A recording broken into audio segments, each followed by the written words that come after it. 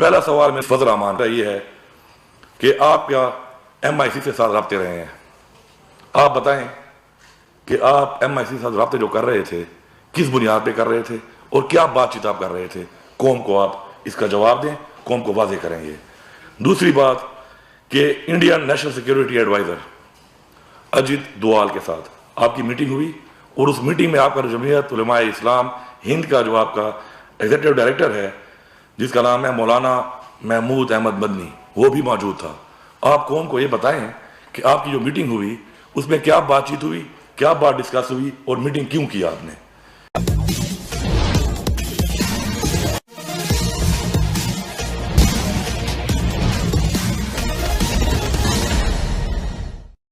जैसा कि अभी आपने सुना, पाकिस्तान के केंद्रीय सरकार के एक मंत्री श्री गंडापुर ने अपने देश के सभी 11 विरोधी पार्टियों के संयुक्त मोर्चा के चेयरमैन मौलाना फजलुर रहमान पर एक गंभीर आरोप लगाया है कि उनका संपर्क भारत के राष्ट्रीय सुरक्षा सलाहकार अजीत डोभाल से है। कुछ इसी प्रकार का आरोप कुछ ही दिनों पहले पाकिस्तान के 3 बार के प्रधानमंत्री नवाज शरीफ पर भी लगाया गया था।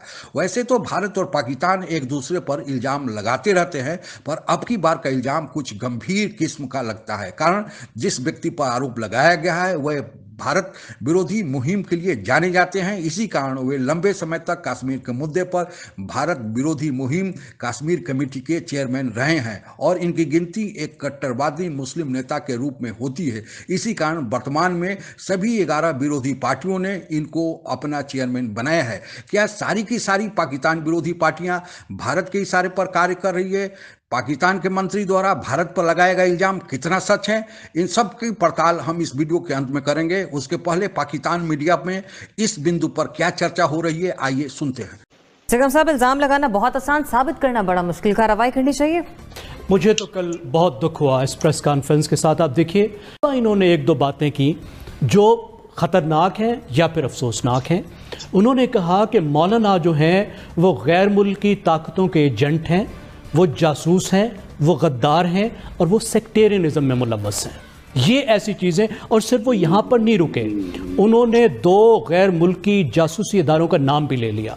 एक तो भारत की एजेंसी का उन्होंने नाम लिया, रॉ का, लेकिन उसके साथ उन्होंने बरतानिया की एजेंसी MI6 का भी नाम ले लिया। बरतानिया के साथ हमारे अच्छे ताल्लुकात हैं कि उनके भी वो एजेंट हैं। अब मुझे पता नहीं MI6 जो है वो किस तरीके से अली अमीन गंडापुर को आके रिपोर्ट करती है, क्योंकि उनकी और मौलाना की कॉन्स्टिट्यूंसी एक है, तो MI6 मुनासिब समझती है कि अपने अंदरूनी जो वाकयात और मामलात हैं वो आके गंडापुर साहब को बताएं। देखिए, ये किस तरह की बात है, ये इल्ज़ाम किस तरीके से लगाया जा सकता है, और अगर किसी इस इल्ज़ाम में सदाकत है तो किस तरीके से हुकूमत यहाँ पे रुक सकती है। कैबिनेट, आपको पता है सुप्रीम कोर्ट ऑफ पाकिस्तान कह चुकी है कि कैबिनेट ही हुकूमत होती है, वजीर आजम हुकूमत नहीं होते। तो हुकूमत अगर इतना बड़ा इल्जाम लगाती है, या तो साबित करे या फिर इन दोनों वज़रा को सैक करना चाहिए। जो अली अमीन गंडापुर हैं तो वो कैबिनेट के मेंबर, गवर्नमेंट का हिस्सा है। उन्होंने एक चीज कही है, उन्होंने कहा कि जी फजलुर रहमान साहब जवाब दें। अगर फजलुर रहमान साहब जवाब नहीं देते तो फिर उसको इसके ऊपर कंप्लेंट रजिस्टर कराएं। तमाम चीजें जो उन्होंने कही उसको इन्वेस्टिगेट होना चाहिए।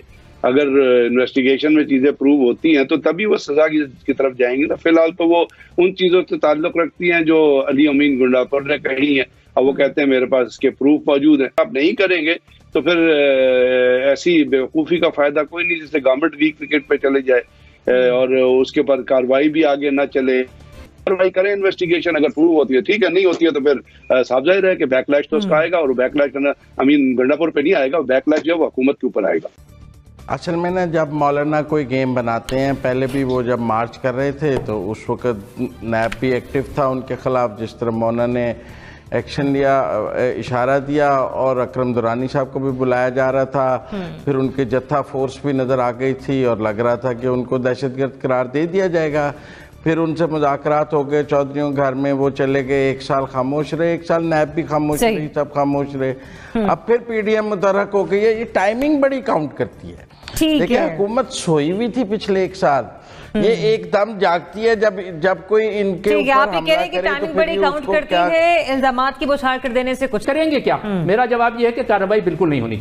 अपने प्रेस कॉन्फ्रेंस में पाकिस्तान के केंद्रीय मंत्री अमीर गंडापुर ने यह तो स्पष्ट नहीं किया है कि मौलाना फजलुर रहमान की भारत के राष्ट्रीय सुरक्षा सलाहकार अजीत डोभाल से कहां मुलाकात हुई थी और कब हुई थी, पर जिस पृष्ठभूमि में उन्होंने बात कही है उससे यह लगता है कि यह मामला करीब 1 साल पुराना है। अब सवाल उठता है कि यह राज उन्होंने इतने दिनों से कहां छुपा कर रखा था, पहले क्यों नहीं उजागर किया। दूसरा, क्या इस प्रकार की खुफिया मुलाकातें ऐसे होती हैं जिसकी खबर सबको हो जाए। तीसरा, भारत पाकिस्तान के लोगों का एक दूसरे देश में आने जाने पर इतना प्रतिबंध है, फिर मुलाकात तो संभवतः तीसरे देश में ही संभव है, क्या इसका भी कोई रिकॉर्ड है। इन सारे तथ्यों को अगर एक साथ जोड़कर हम देखें तो लगता है कि पाकिस्तान के मंत्री का जो इल्जाम लगाया गया है भारत पर और अपने देश के विरोधी दल के नेता मौलाना फजलुर रहमान पर, यह बिल्कुल बेबुनियाद मनगढ़ंत है। पाकिस्तान की राजनीति में हमेशा से यह परंपरा रही है कि अगर किसी व्यक्ति को डिस्क्रेडिट करना हो तो सीधा सा फार्मूला है, उसका नाम भारत के किसी व्यक्ति से या भारत की खुफिया एजेंसी रो से जोड़ दिया जाए।